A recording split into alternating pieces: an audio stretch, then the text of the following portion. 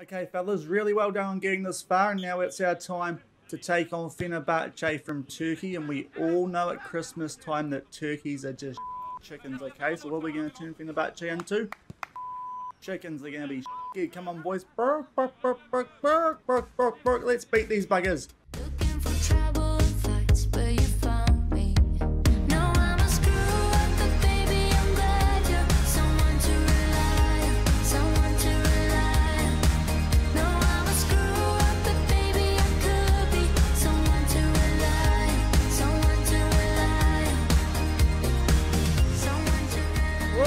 And welcome to episode number 37 of Husavik Heroes here on Shaun Does FM. I hope you are doing well, and today we are taking on Fenerbahçe as we try and make the Champions League group stage. If we do not beat them, we drop down into the Europa League group stage, and off the back of this tie we will have the group stage draw for whatever European competition we do end up in. And in between those games, we've also got quite a big domestic game in the league against third placed HK as well. So it's a big episode. If you are looking forward to it, then do remember to go down below, leave a thumbs up on the video, and if you haven't done so already and are enjoying the series here on the channel, also remember to hit that subscribe button and turn that notification bell on as well. But there's been absolutely nothing that has happened since the end of yesterday's episode, which was the third qualifying round where we just got the job done against Dynamo Kiev from Ukraine. If you missed that episode, I will leave a link to it above my head in the top right corner. The only real bit of interesting news is more channel news. Good old Anna Pami Christianson is a subscriber on the channel, so that is nice to see. I promise you,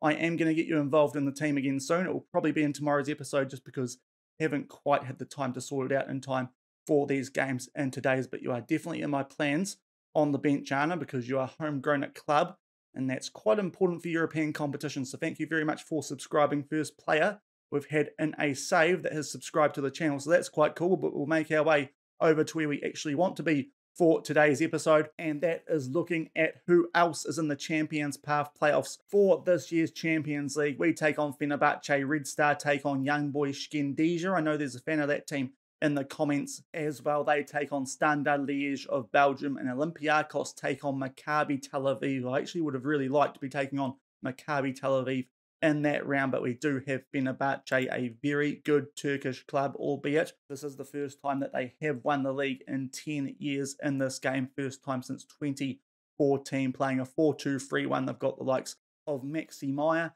in their team, and apart from that, a few other interesting names, but does look like a team that if we're on top of our game, we could potentially beat and sneak our way into the Champions League group stage. And if we do that, hopefully we can work our way towards getting the club up to the sort of finances that would make us about the same value as Chris Wood these days, because that is very interesting. Not too sure quite how I feel about that as a New Zealand fan, because good on him for moving to Newcastle where he's going to get paid more, but not too sure if that means he's going to be released for these upcoming OFC World Cup qualifiers like he probably would have been had he stayed at Burnley. So not too sure how I feel about Chris Wood joining Newcastle from Burnley, but hopefully if we can make the Champions League group stages, we can start to get the club finances up to a level just under what Newcastle are paying for him in real life. But going into today's game, we have actually picked up a few little niggly injuries since the end of yesterday's episode. Obviously, Nicolussi Caviglia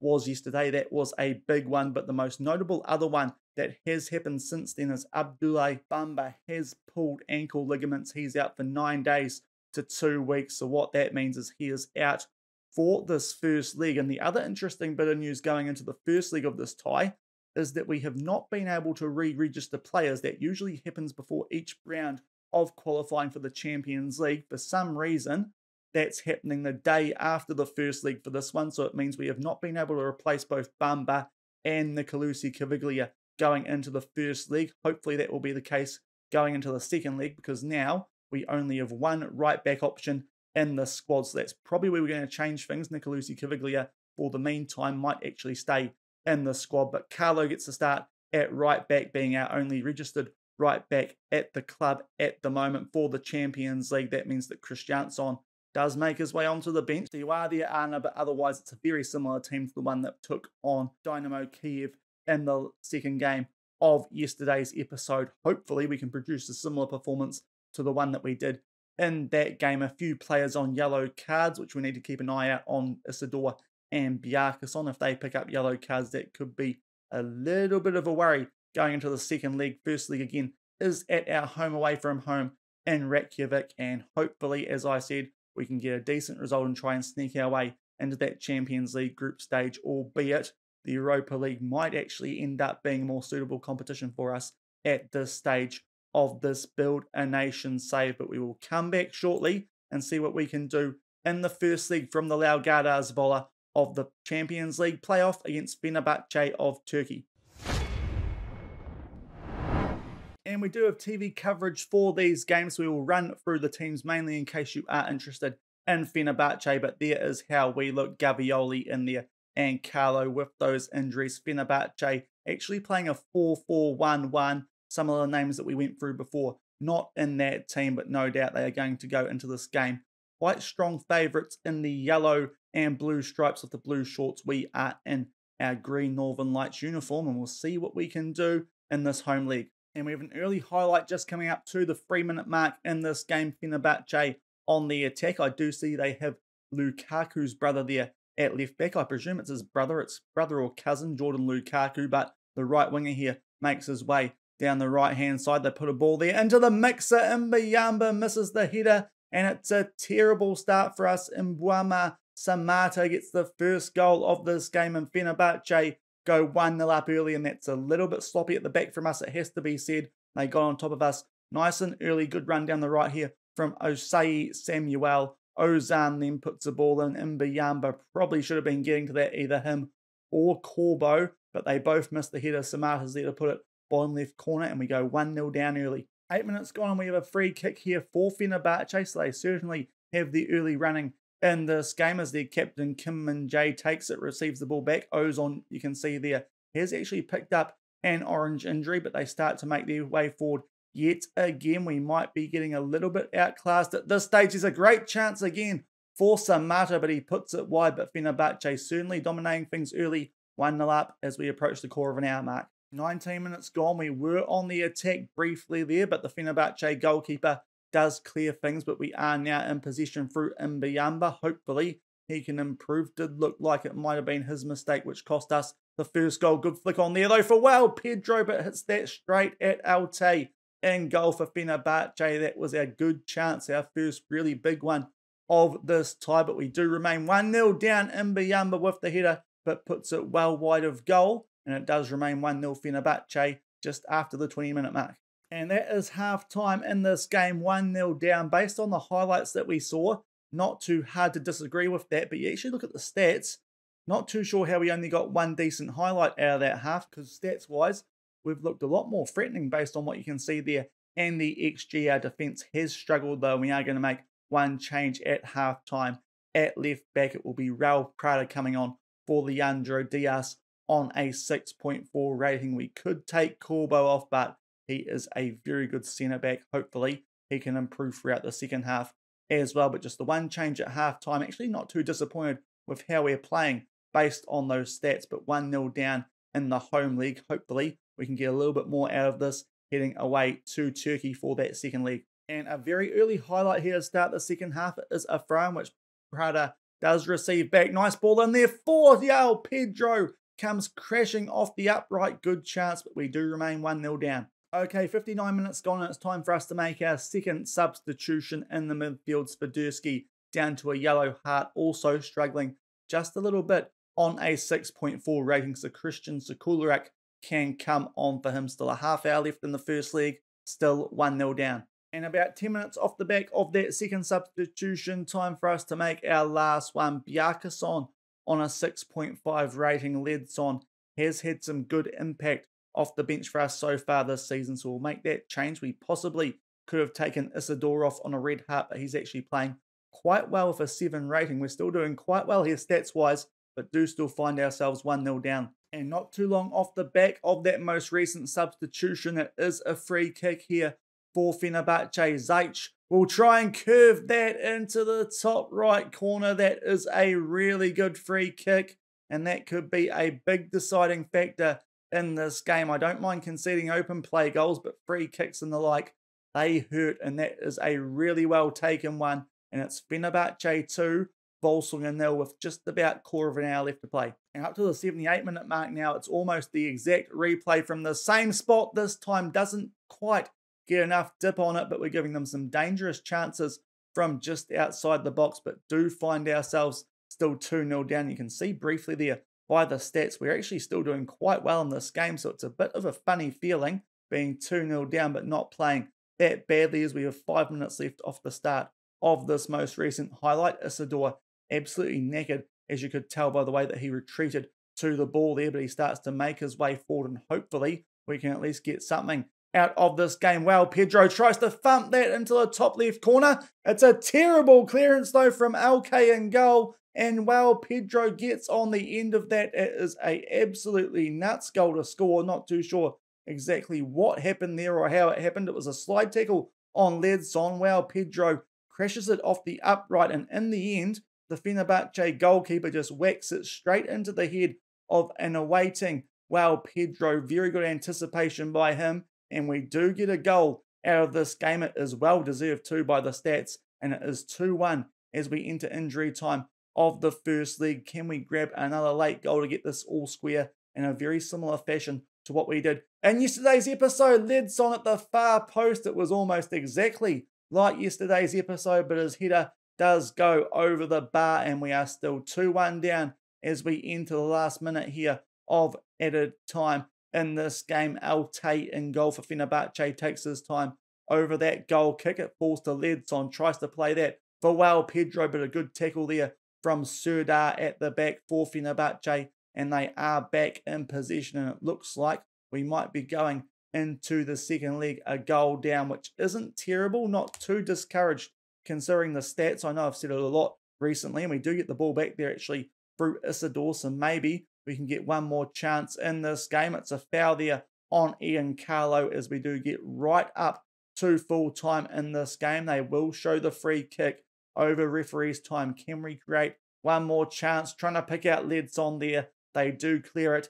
to Fenerbahçe, and that is going to be the game. You look at those stats, not quite sure how that ended up being 2-1. They were very clinical with their shots on target. We were not clinical with ours, just that sort of freakish goal that we got late there to well Pedro from the clearance from the Fenerbahçe goalkeeper. But in the end, a bit of a poor day defensively. Corbo on a 6.3 rating potentially could have actually taken him off as well in that game, maybe instead of someone like Bjarkason, but not too disappointed with that performance, even though we are 2-1 down going into the second leg. We'll come back shortly, update you guys on what we've done registration-wise, seeing as that opens up off the back of this game, and also show you guys highlights of a big league game against third place HK. And we do have the highlights of the HK game away from home in the Islands deal, and the first goal did happen around about the 20-minute mark, an absolute screamer for his first goal at the club for Patrick Nygaard to put us 1-0 up. That was the halftime score. And then around the hour mark, Garrido puts the ball in, and Christian Coffey playing up front. I think that's his first goal since playing as a striker for us. And in the end, we pick up a good, solid 2-0 win, albeit stats-wise, it's almost a complete reversal from that Fenerbahçe game. We actually got outplayed in this game a little bit, 15 shots to 9, but we had a lot more on target, and obviously more shots on target does mean more goals. So we pick up a pretty good and important 2-0 win in that game with quite a heavy rotation team as well. So what that means for the league table at the end of today's episode is we have closed that gap just a little bit on Valorant to 6 points with 3 games in hand on them. So we are still in a position that if we win our games in hand, we will go top of the table by 3 points over Valorant, and HK are a point behind us, also with us having 3 games in hand on those guys. So despite us being in second, we are actually in quite a good position thanks to those games in hand on the league table. Still got 2 games left against Valorant as well. We might even bring you guys one of those games in the next episode coming up tomorrow. But we have just done a little bit of jigging around with our registration now that opened up for the second leg of the Champions League. And what that means is Adri Garrido does come onto the bench. We have registered him instead of Bamba for this playoff game, just to make sure that we do have a backup right back on the bench. That means that Christiansson does drop back out of the squad for now. We'll probably bring him back in for Sigurd in tomorrow's episode at some stage. But otherwise, it is the same team that played that first leg. As I said, not too disappointed with our performance from that game, just the end product. So hopefully that improves in the second leg away from home. We have actually done quite well away from home so far in these Champions League qualifiers, and hopefully we can get the job done and sneak our way into the Champions League. And we'll come back shortly from Turkey and see if we can get the job done and make our way into the Champions League group stage. And again, we do have TV coverage for this game. Fenerbahçe have made 3 changes since their most recent game. Not too sure if that was the one against us or it was a league game that they've played in between now and then. There is our team as we ran through before, 2-1 down. Hopefully we can pick up a decent result away from home. We do need a win and at least get this game the extra time to try and make those Champions League group stages. And an early corner to Völsungur in this game at the 7-minute mark. Exactly the same uniforms as the first leg. Mbiyamba with the header from the corner goes over the bar. And it does remain 2-1 Fenerbahçe on aggregate. Not too long off the back of that, it's a free kick. And that is an absolute brain explosion from one of our players. Not too sure who it was, but it's a pretty obvious push over there from that free kick. The ball was nowhere near him as well. And to go alongside the free kick from the last game, we just can't afford to be giving teams these sort of chances in big games like these. And I think those goals might cost us, as no doubt the referee is going to point to the spot there. It was clear as day. Not too sure which of our players actually pushed them over there, but they get a chance from the penalty spot. Samatari goes kind of to the right-hand side. Serafellini goes the wrong way. He picks up his second goal in these games against us, and Fenerbahçe take an early 1-0 lead at home.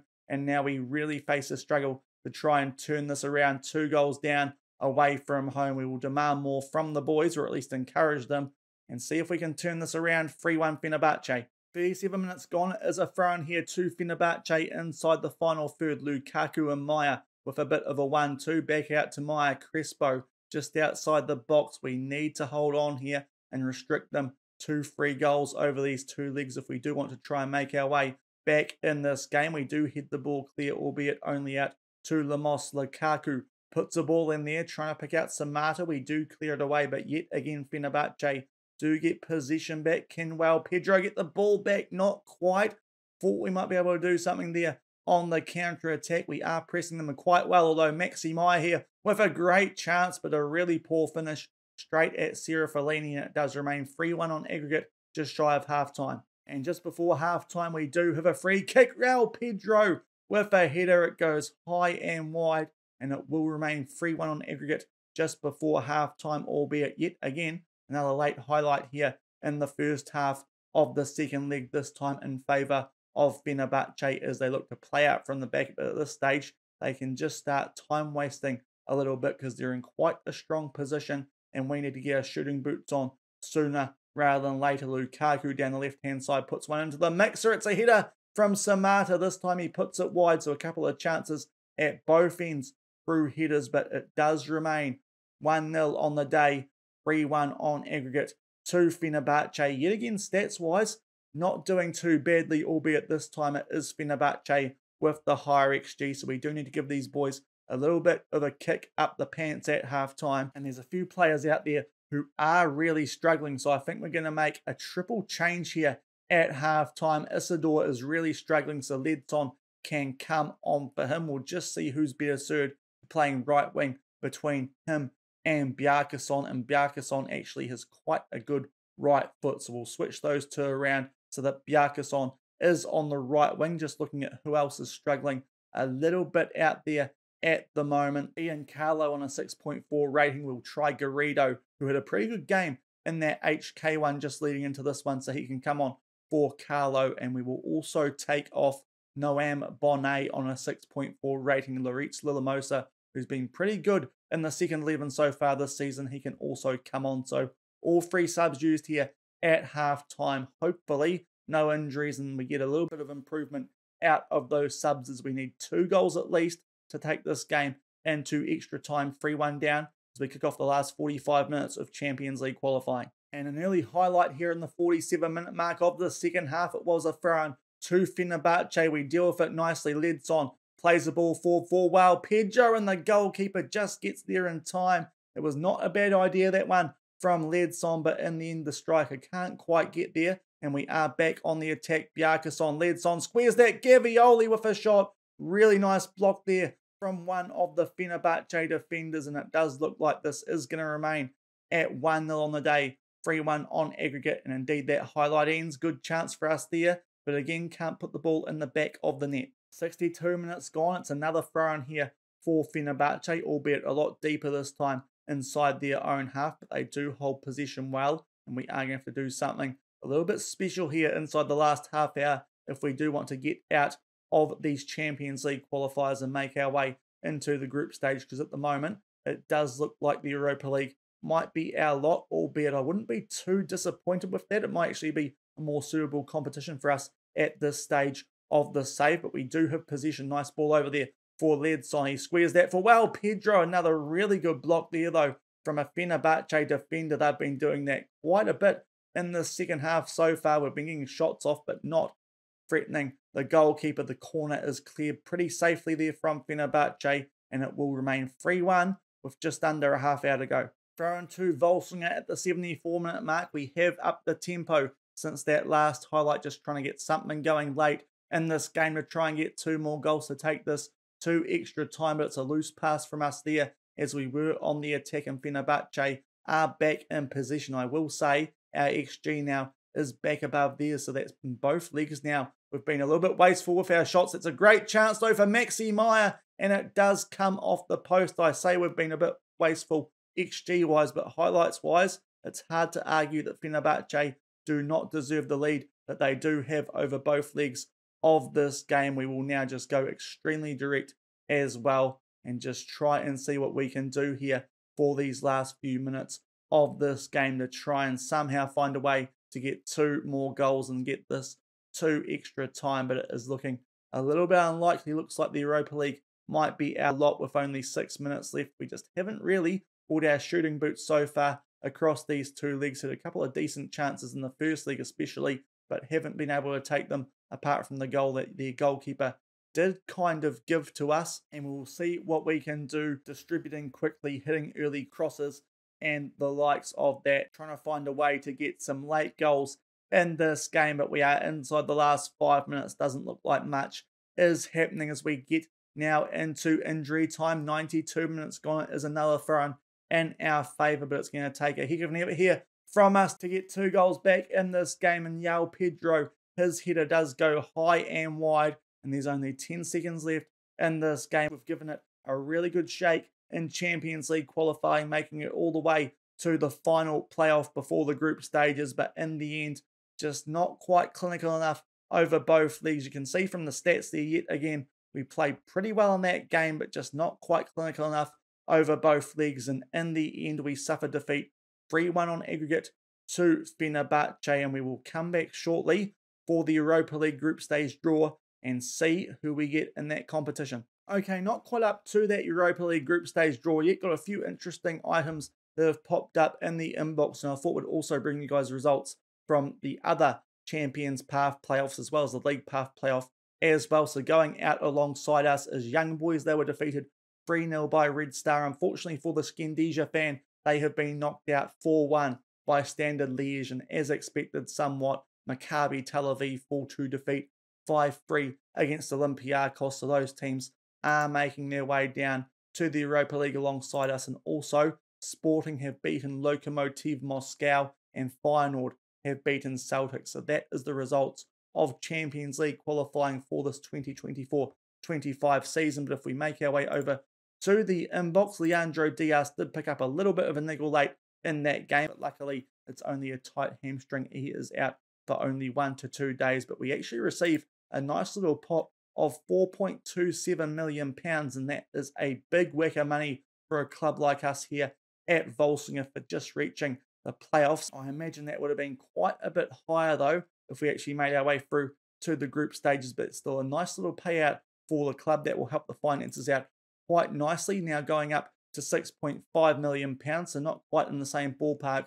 as Chris Wood yet, but still a very good payday. But just thought that might be of interest to some of you guys. The finances here at the club now looking quite rosy, and we will come back shortly when we get around to it for the Europa League draw. And a few days later, it is now time for the Europa League draw. We are fourth seeded for this, so we'll go over a quick look at which teams are seeded where, and then come back for that last pot being drawn, where we will see what group we do end up in. But before we do get into this, we have received a little bit more money for making the Europa League, as well as that payout that we did get for the Champions League, an additional £2.4 million.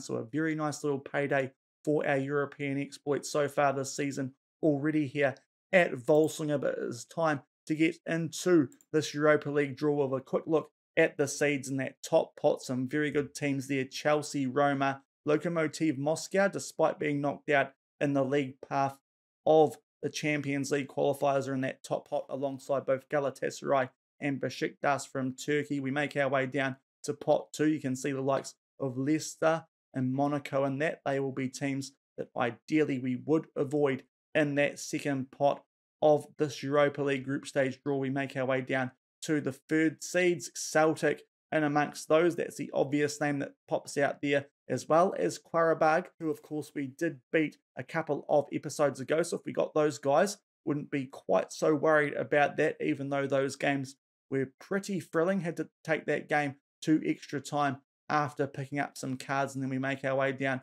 to the bottom pot, and there we find ourselves as the lowest ranked team coefficient-wise in this Europa League group stage draw. But we'll get through this draw and then come back when we do get to that final pot. And we have got through to the final pot. Just having a quick look at some of these groups. Not too many scary ones so far. I think Group H does look quite strong. Ideally, would avoid that. Also, Group F with both Leicester and Celtic could be one that we look to avoid. But outside of that, I would pretty much take any other group, just trying to avoid the ones with English teams in, really, because those groups do look the strongest for my eye at the moment. But we will see where we end up as we see who gets where out of the last 8 teams in the Europa League draw from this fourth pot, which we do find ourselves a part of. Hopefully, we can build that up nicely in future years and sneak our way up the pots for future draws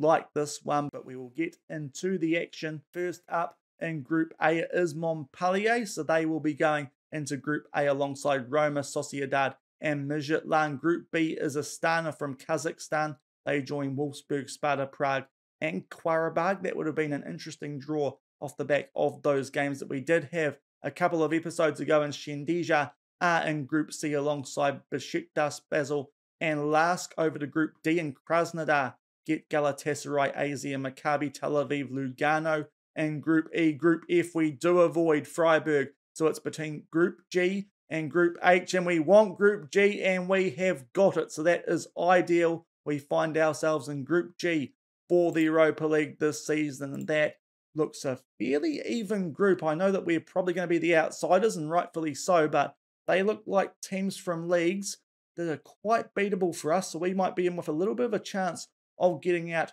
of the group in the Europa League this season, and at worst, we could sneak our way into third, and that would allow us to make the knockouts of the Conference League as well. So not without a hope in that group, I think, albeit we'll have to see what our schedule looks like and around the first couple of games of that Europa League. But quite happy with that draw for teams who I think, considering the improvements that we have made here at Völsungur, do look quite even. We'll make our way over to the inbox, and there you can see exactly what leagues those teams are from. But that looks like a fairly even group. Obviously, we're going to be the outsiders, as I said, but we're not without a hope of getting out of that group, I think. And we'll quickly, while we're here and thinking about Europe, also have a little bit of a look at the coefficient as well. I think it's a good time to do that off the back of qualifying. If we make our way down to Iceland, so far this season, a 2.375. So I think we were doing a little bit better than that last season. That might mean that some other teams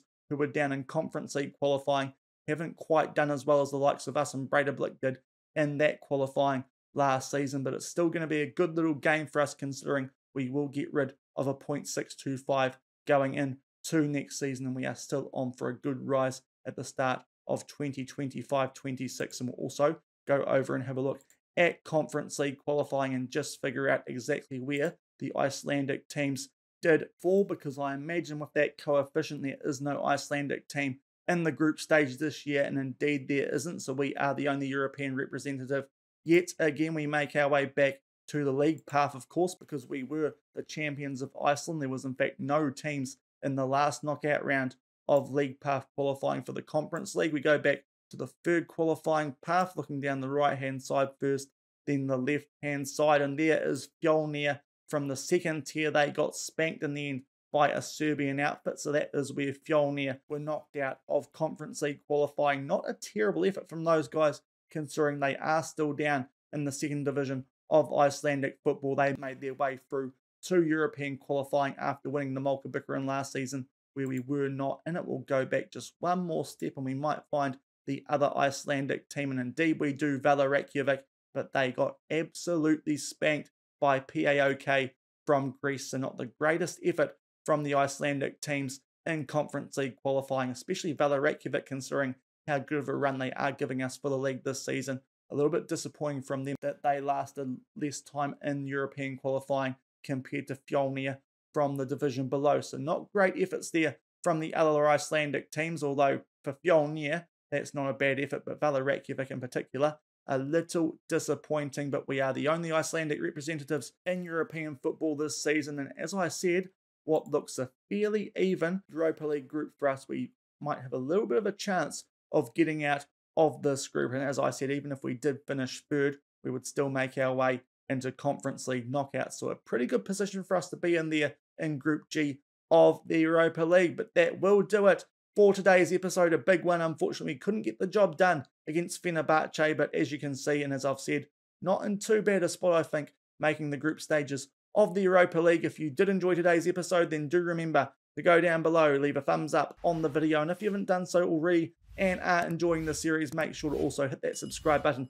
and turn that notification bell on as well. We'll just go over and have a quick look at the schedule to see when we might come back for the next episode. Having a quick look straight off the back of this, we do have a Molkabikaran semi-final, so that could throw the cat amongst the pigeon if we do get past Leiknir Reykjavik like we should and make our way through to the Icelandic Cup final, trying to win that kind of for the second time in a row, considering we weren't part of that competition last year. But the obvious games that stand out in this next little block for us in what is an extremely busy September, that actually looks quite hectic. That's going to be a real test on the legs. But I think first up, we might actually do a league game to start tomorrow's episode, a top of the table clash against Valur Reykjavik. That could be massive in terms of whose position we're for the run home domestically. And off the back of that, I think we'll come back for our first Europa League group stage game against Apoel at home. Hopefully we can pick up a good result in those home games, and that will give us a decent little chance of getting out of our Europa League groups. That's what you got to look forward to in tomorrow's episode. But until then, thank you very much for watching. Keep on keeping on, and I'll see you then. Cheers.